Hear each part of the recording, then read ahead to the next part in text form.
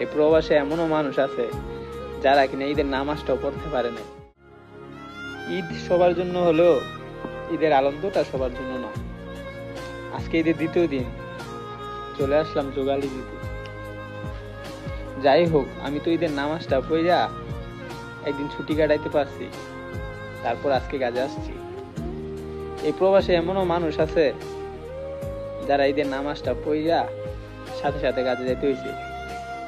এই প্রবাসে এমনও মানুষ আছে যারা কিনা ঈদের নামাজটাও পড়তে পারে না। আর এই সব কিছু ত্যাগ করে কাদের জন্য জানেন? শুধু আপনাদের জন্য।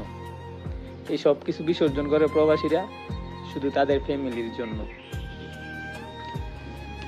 তো ভাই, এই প্রবাসে যদি কেউ না আসে কখনোই বুঝতে পারবো না প্রবাসীদের কত ত্যাগ, কত কষ্ট নিয়ে যায়, বুকে কষ্ট নিয়ে যায়, মুখে মিথ্যা হাসি নিয়ে ঘুরে।